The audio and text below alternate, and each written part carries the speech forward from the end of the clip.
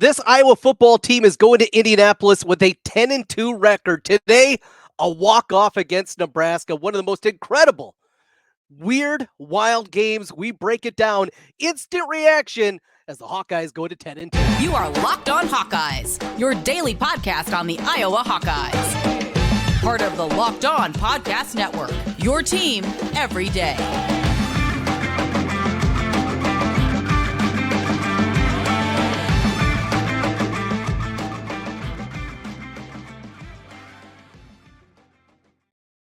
Hey, welcome in. I'm Trent Condon, and this is the Locked On Hawkeyes Podcast. Thanks for making Locked On Hawkeyes your first listen every day. We're available wherever you find podcasts. You can also find us on YouTube.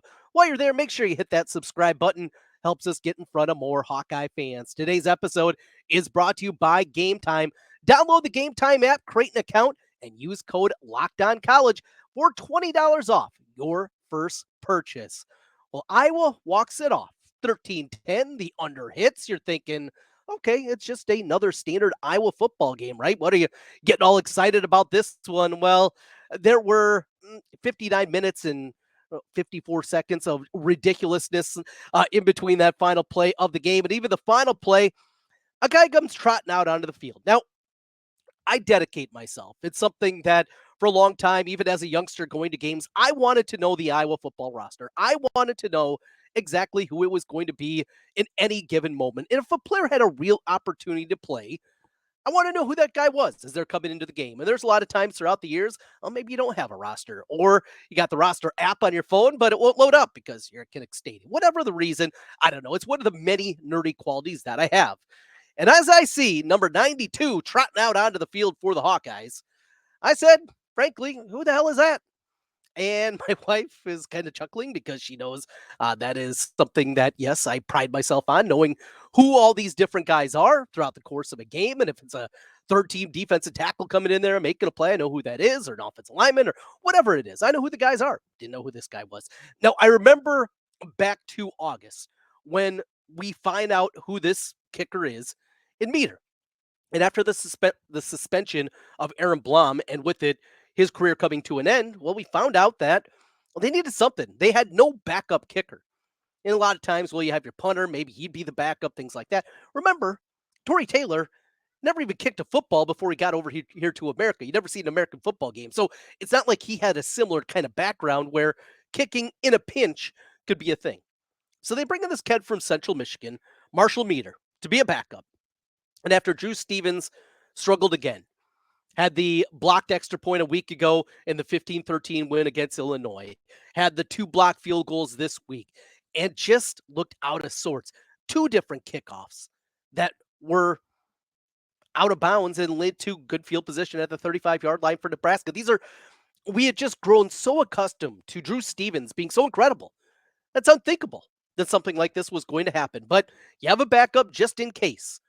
And the first kick of the year for Marshall Meeder comes in this spot to send Iowa to Indianapolis with 10 wins, to give Kirk Ferentz yet another 10-win season, to put Iowa in a position to continue to move up the rankings of the college football playoff standings, and to keep Nebraska home for another offseason. And don't give them the 15 extra practices that they're going to get by being bowl eligible. And he does it.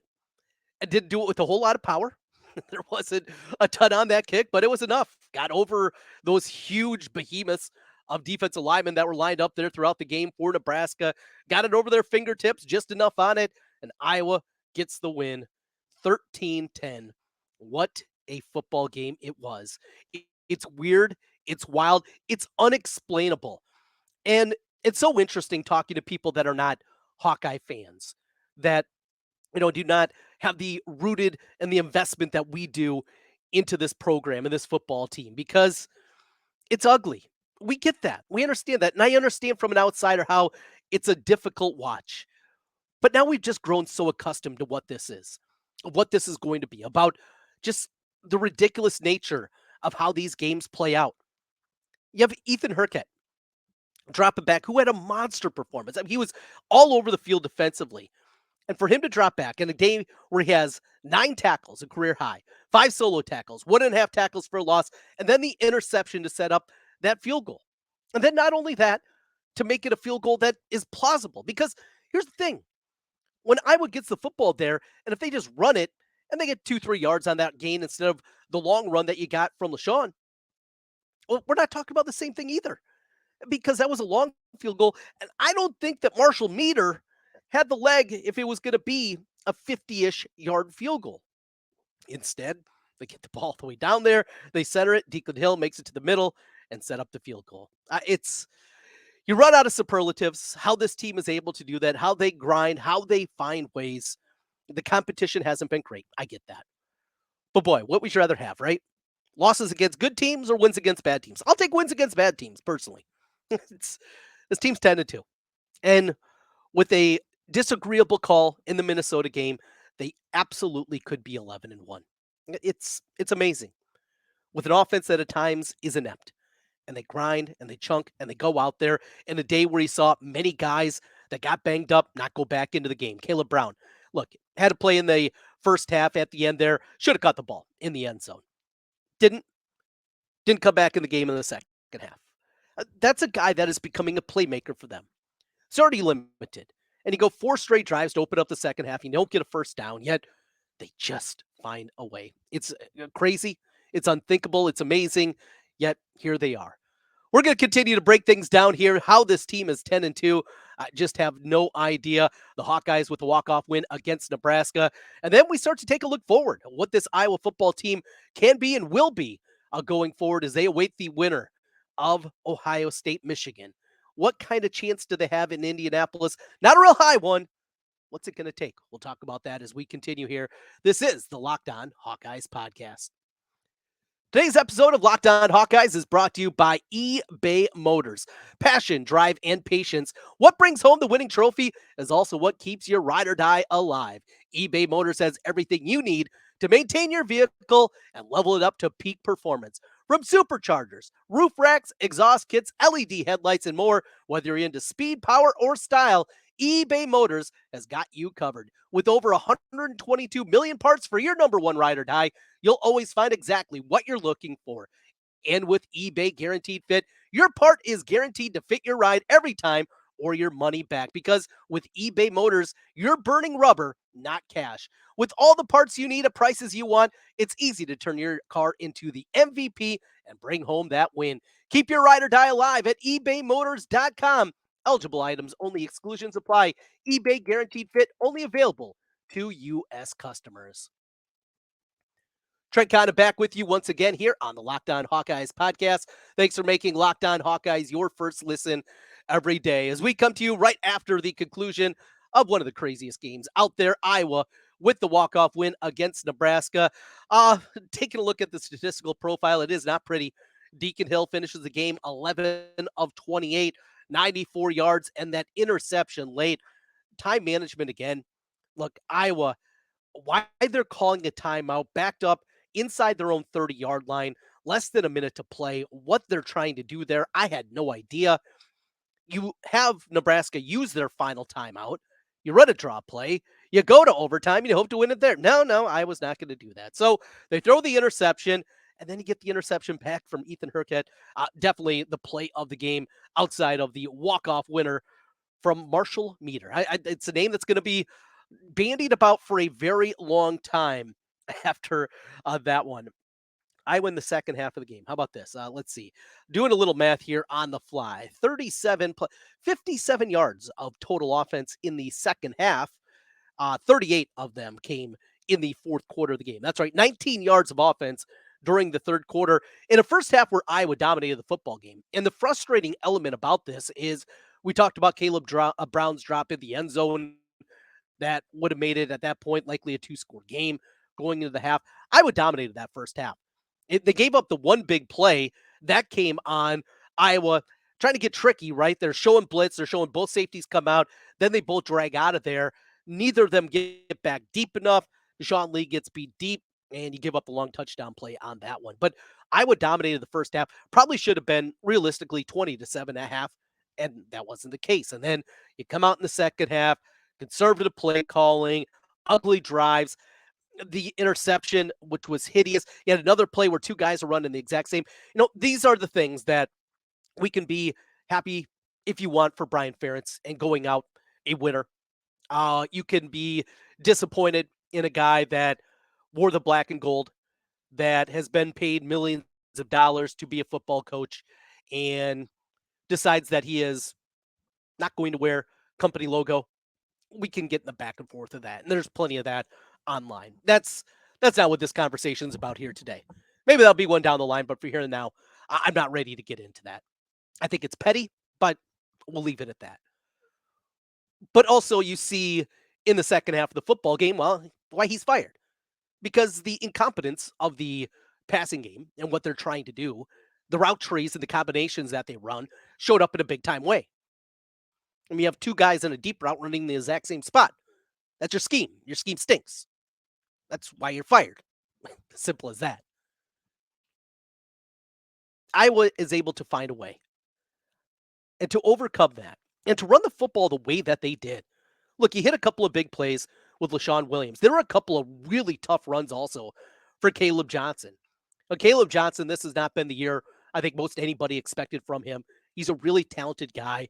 It just hasn't been many holes. And he got the breakout performance a week ago with the touchdown run and what turned to be the game capper on the run late in that football game to beat Illinois. But, he had some hard-earned runs in there and picking up a little extra.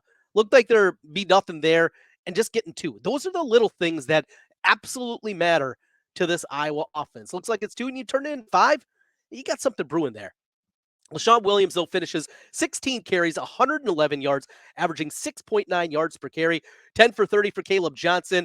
Not much there for Jazz Patterson, 5 carries for 6 yards for him. Caleb Brown, 2 carries, 13 yards, had that big 11-yarder in there as well. And Deacon had that one, had the touchdown, of course, on the sneak that had to reach over just to get that one. Man, we got to get that quarterback sneak back to the Nate Stanley days, don't we? Let's see. Continuing on the offensive numbers here as we run through. Your leading receiver in the game was Caleb Brown, 3 catches, 21 yards, 3 for 12 as well for Addison Estrenga. Steven Stilianos had the big catch up the sideline, 2 catches for 38 yards, the long of 37. 2 for 14 for Nico Ragaini. Seth Anderson, 1 for 9, and Hayden Large was also targeted in the game. Then we get into the defensive numbers. They're ridiculous. Ethan Hurkhead, as mentioned, leads the way with 9 tackles. Jay Higgins, maybe not the best game from Jay, still important part of the middle of that defense. He has 8 tackles in the game, 4 for Nick Jackson and Castro. But the big things, Castro, 2 tackles for loss in the game. Half tackle for loss for Y.A. Black. Same for Aaron Graves. The interception from Hurkhead. Couple of pass breakups from Logan Lee and from Jamari Harris. It was a game where the defense, again, ruled the day and came up with the big plays when they needed to as Iowa gets the win. Amazing. Inexplicable. Iowa is 10-2 with the victory here against Nebraska. Chubba Purdy goes 15-28 with a touchdown and an interception. Not able to run the football very much. Johnson, their top running back, 11 carries for 27 yards. And now Iowa, with an extra day to prepare, will prepare for Indianapolis. Clock management was questionable. There were times where it felt like Iowa was just trying to give away the game. The second half game plan was hideous. The third quarter was about as bad offensively as anything you're going to find. Then the execution late in the game. What are you trying to do? Just go to overtime, accept your fate? No. And Iowa finds a way again. It's amazing. It's impossible. And yet, here they are. Do they have any chance at Indianapolis? Regardless, if it's Michigan or Ohio State, and who would you rather face in the Big Ten championship game? We'll do that as we continue here on the Locked On Hawkeyes podcast. Today's episode of Locked On Hawkeyes is brought to you by the Game Time app. I've used the Game Time app a couple of different times for playoff tickets for my Minnesota Twins back, about a month ago, and it was absolutely incredible how easy and amazing it was. They have killer last-minute deals, all-in prices, views from your seat, and the best price guaranteed. Game Time takes the guesswork out of buying tickets. Super easy to get in. I love the ability to go out there, see exactly where your seat is going to be for every kind of event in your area. Not just sports, but they got theater tickets, comedy, music, all kinds of great things with the Game Time app. See the view from your seat before you buy, and you're going to know exactly what to expect when you arrive. Game Time has deals on tickets right up until the start of the event, even an hour after it starts. If you're somebody maybe polishing off that last beer, something like that, you're waiting for the prices to go down a little bit. Game Time is the app for you. Take the guesswork out of buying tickets with Game Time. Download the Game Time app, create an account, and use code LOCKEDONCollege. That is going to get you $20 off your first purchase. Terms apply. Again, create an account and redeem code LOCKEDONCollege. LOCKEDONCOLLEGE. Locked On College for $20 off. Download Game Time today. Last minute tickets, lowest price guaranteed. Trent Condon back with you one final time here on the Locked On Hawkeyes podcast. Instant reaction after Iowa gets the win somehow, some way over Nebraska, 13-10. And yes, that under cashes once again. So as we look at this and we look forward to what is going to await them in the championship game, as we sit here on Friday afternoon, we have, well, let's see here, do a little math, 20 hours until kickoff of the Ohio State Michigan game. Who would you rather face? In the last couple of seasons, it certainly felt like the easy answer is Michigan. Look, Michigan plays a similar style of Iowa. They're more of a grinded out affair, right? They're a team that is going to play with physicality. They're going to play in a phone booth with you. They're willing to play that kind of slugfest that maybe Iowa can get involved with. And I think normally that's the easy answer. This year, it very well could be Ohio State. A couple of different reasons.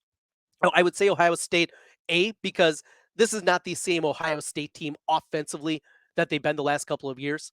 They have made a more concerted effort to run the football. And I think some of it is some kind of weird Ryan Day trying to act tougher and trying to instill some kind of toughness. I mean, there's something weird happening there. And it has something to do with the Michigan Ohio State game. And it's odd. But there is something to be said about them playing a different kind of style. It's not the football on grass, move it up and down the field. We're going to throw it 50 times as necessary and use our Uber athletes to beat you. That's a reason for it. Kyle McCord is fine, and he's good, but he's also not the quarterback that we've also seen recently. He's not C.J. Stroud. He's not Justin Fields. He's not the quarterbacks of the past, at least right now in his development, that we've seen from Ohio State, and because of that, that makes it a little bit easier. Now, Marvin Harrison's a stud, and without Cooper DeJean, it makes it incredibly difficult to envision Iowa being able to do much of anything to slow him down. However, he has had a couple of clunkers in there too. He's had a couple of, 3 catches for 20 yards performances this season, a couple of different ones, and leads you to believe it. Maybe there is something there. So in the past, it would be, I'd rather see Michigan. This year, though, call me crazy, maybe it would be rather be Ohio State. Now, regardless, one way or the other, does it really matter? Probably not. Look, the likelihood of Iowa even hanging around in this football game is so incredibly slim. You go back and look at the teams that they have faced here over these last 2 months. These are all bad football teams. These are bad football teams that they faced for the better part of 2 months. Illinois, Nebraska, Rutgers, Northwestern, Minnesota, Wisconsin, Purdue, Michigan State. That is 2 months of bad football teams that they have faced. Now, they've been able to answer the bell. And short of a bad call against Minnesota, they beat every single one of them. But you can't overstate what a big step up in competition this is going to be this week. I mean, you're going from the also-rans of college football to Power 5 level, and now you're taking on big boys. You're taking on the best of the best. And that is Michigan or Ohio State. I mean, they're both incredible teams. Is it going to matter? I don't think so. What we're going to do next week, though, regardless of who it's going to be, we're going to try to find out a path. The path is pretty simple, right? You need something special to happen defensively. You're going to have a historic performance. You go back to the game a year ago against Ohio State. The Iowa defense held the Buckeyes in Columbus to the lowest yardage total of the year. The problem was the offense kept turning the football over, giving them short fields, and they were scoring on them. That was the problem. The defense played lights out a year ago against Ohio State in what was a 54-10 loss. They were really, really good in that football game. The problem was the offense. So can't turn it over. And Deacon turned it over late, and he had a lot of other plays that easily could have been turnovers. Not loose with the ball. You don't have to be perfect, but you have to be clean. I like to say that a lot in football and the way that programs like I were. You don't have to be perfect. Perfect is seemingly impossible in a football game to be perfect, but you have to play clean. Don't turn it over. Make the makeables. Figure out this field goal situation. There's a lot to be said there. Special teams have to be an elite level. Defense has to be an elite level. And then you got to get a little luck. You got to get something crazy. You got to have a ball bounce your way. Something goofy happens. Those are the kind of things. And all that being said, all those things together, we're still just talking about maybe being within a score in the fourth quarter, being down 17-13 and something like that with a chance with the football. That's kind of the best case scenario. And that's with all those things going right. We'll know who it is here in 20 hours, and we will break it down here as we do on Locked On Hawkeyes. Hey, apologies for not being with you the last couple of days. I'm dealing with a bit of an illness here. As you can see, I'm feeling a little bit better, but I can already feel myself after talking here for the last 20 minutes or so, already starting to sweat and need to lie back down. But we're going to battle through. Iowa basketball, what a disappointing effort that was against Oklahoma yesterday. We will break that out. We're going to get a bonus episode out to you either late tonight after the Iowa basketball game and their third place matchup against Seton Hall, or on Saturday. I'll get a little bonus content out for you. Apologies for that. Hope you had a great Thanksgiving. Thankful for so much and thankful to be able to watch this football team find ways in the most inexplicable fashion to win football games, and yet here we are for another season. We will talk to you again here later. We got a lot of basketball talk. Women's team, they get started down in Florida. My parents are down there enjoying the sun and fun, and there with some family. They're having a good time, so we'll get to see them maybe on TV also here tonight down there in Florida as they open up things. Iowa Seton Hall on men's basketball, Big Ten Championship. We got a ton going on. It's a busy time, and always happy to be with you here on Locked On Hawkeyes. As always, thanks for making Locked On Hawkeyes your first listen every day. Also want to remind you, if you haven't already, Locked On, we got something new going on. It is incredibly cool. A new national sports 24/7 streaming channel on YouTube. It's called Locked On Sports Today, and it's here for you 24/7, covering the top sports stories of the day with local experts on Locked On, plus our national shows covering every league. Go to Locked On Sports Today on YouTube and subscribe to the first ever national sports 24/7 streaming channel. Thanks for making Locked On Hawkeyes your first listen every day.